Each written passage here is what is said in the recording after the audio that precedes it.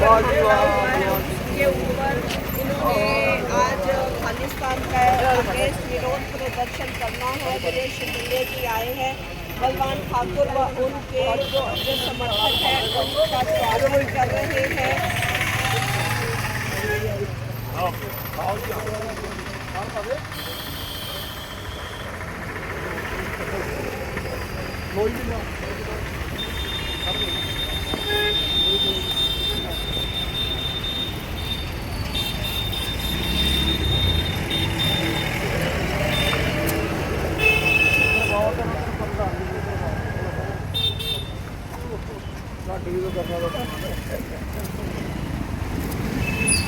मेरे को उल्टी है।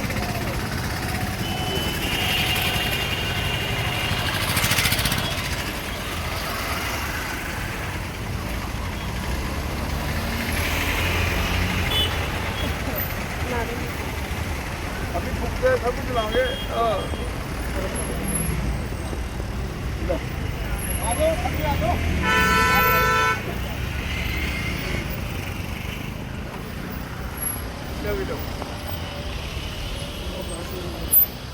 यही बता रहे कहाँ चल रहा तो वो बस स्टैंड पे चलो आप देख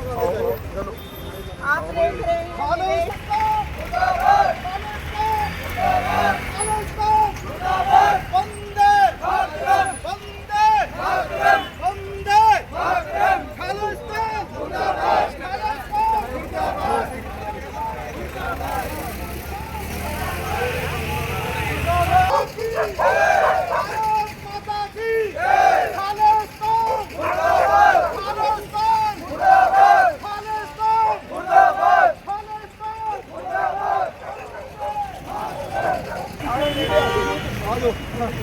पीछे आ जाओ।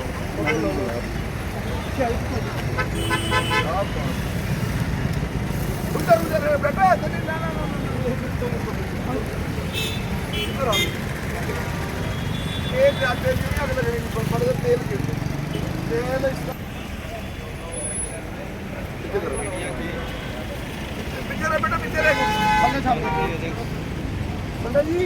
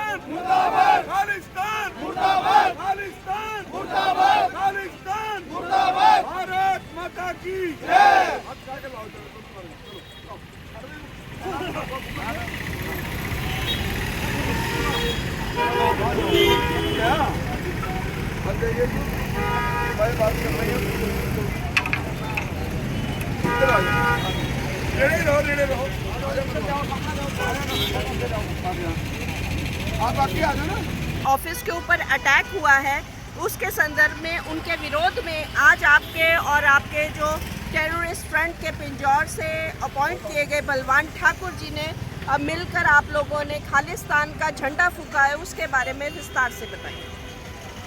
देखिए, जिंदा रहने के मौसम बहुत हैं मगर जान देने की रुत रोज आती नहीं। 30 साल से चाहे खालिस्तान की मुहिम के खिलाफ हमारे फैसले हों, चाहे पाकिस्तान के आतंकवादी संगठन हो, चाहे लश्कर तोयबा हो उनमें, चाहे जैसे मोहम्मद हो, चाहे हिजबुल मुजाहिदीन हो, बब्बर खालसा जैसे आतंकवादी संगठन हो, हमने हमेशा राष्ट्र की एकता और अखंडता को खंडित करने वाली ताकतों को मुंह तोड़ जवाब दिया। और इस दौरान हमें मारने की लगातार धमकियां, मौत के घाट उतारने की परिवार समेत धमकियां मिलती रही, लेकिन हमने भगत सिंह, राजगुरु, सुखदेव, खुदीराम बोस, इशफाक उल्लाह खान, मदन लाल ढींगरा, इनकी सोच पर पहरा देने का हमारा संगठन एंटी ट्रांसफर इंडिया काम कर रहा है। मेरा संगठन एंटी टेररिज्म इंडिया पहला संगठन है हिंदुस्तान का जिसने आज से 24 साल पहले दिल्ली से जम्मू कश्मीर तक आतंकवाद के खिलाफ रथ यात्रा निकाली। राजनीतिक फायदे उठाने के लिए बहुत सी रथ यात्राएं निकली, लेकिन मेरे संगठन ने हमेशा आतंकवाद के खिलाफ आर पार की जमीनी और कानूनी लड़ाई लड़ी। यहाँ तक बब्बर खालसा के आतंकवादी जिन्होंने सरदार बेअंत सिंह की हत्या की, उनको तिहाड़ जेल पहुंचाने का काम मेरे संगठन ने किया। लगातार हम देश के प्रधानमंत्री नरेंद्र भाई मोदी और गृह मंत्री अमित शाह, इनको हम दोनों को सरदार पटेल की जोड़ी मानते हैं हिंदुस्तान के लिए। गृह मंत्री अमित शाह जी इस देश के सुरक्षा कवच हैं। जिस तरह नक्सलवाद के खिलाफ अमृतपाल जैसे आतंकवादी जिन्होंने जरनैल सिंह भिंडरावाला बनकर पंजाब में फिर आतंकवाद लाने की साजिश रची, आज वो डिब्रूगढ़ जेल में बैठा है। लेकिन आज मुझे कालका माता की धरती पर कहने का गर्व है कि सबसे पहले अमृतपाल सिंह के खिलाफ मैंने पंजाब के गवर्नर बनवारी लाल पुरोहित को ज्ञापन दिया था कि आईएसआई का एजेंट है। आज बलवान सिंह जी के नेतृत्व में कालका की पिंजौर की ऐतिहासिक धरती पर जो खालिस्तान के खिलाफ एक पीड़ा, जो खालिस्तान के खिलाफ हम एक मुहिम शुरू की है, ये आज यहाँ से हमने पूरे देश में शुरू करनी है। यहाँ आज हमने शुरुआत कर दी है और इसके बाद एक दिल्ली से जलियांवाले बाग तक एक खालिस्तान के खिलाफ रथ यात्रा लेकर जाएंगे।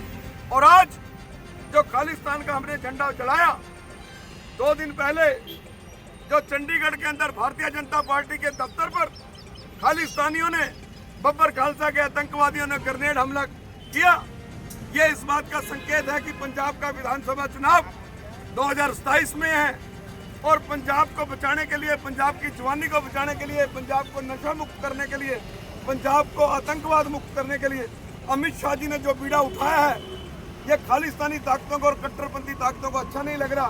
और दहशत पाने के लिए ये जो ग्रेनेड हमला भारतीय जनता पार्टी के दफ्तर पर गिराया गया, आज मैं एंटी टेररिज्म इंडिया के तमाम सदस्यों की तरफ से ऐलान करता हूं कि जब तक इस संविधान विरोधी और इस तिरंगा विरोधी ताकतों के खिलाफ अमित शाह जी आप मौत के घाट उतारने के कानून नहीं लाते, तब तक ये लोग देश की एकता और अखंडता के खिलाफ लड़ते रहेंगे। और आज मैं ऐलान करता हूं कि अगला हम प्रदर्शन चंडीगढ़ करेंगे, फिर दिल्ली में खालिस्तान के खिलाफ करेंगे और पूरे हरियाणा पंजाब में हम खालिस्तान के झंडे जलाएंगे। और मैं खालिस्तान, जितने भी खालिस्तानी आतंकवादी जेल में बंद है, मैं मांग करता हूं अमित शाह जी, इनको जिंदा रहने का कोई हक नहीं है। जगतार सिंह हवाला जिसने बेअंत सिंह की हत्या की, परमजीत सिंह ब्योरा, इन्होंने बेअंत सिंह की हत्या करने के बाद भी 2004 में बड़ैल जेल ब्रेक करके 119 फुट की सुरंग खोद के दौड़ने का काम किया।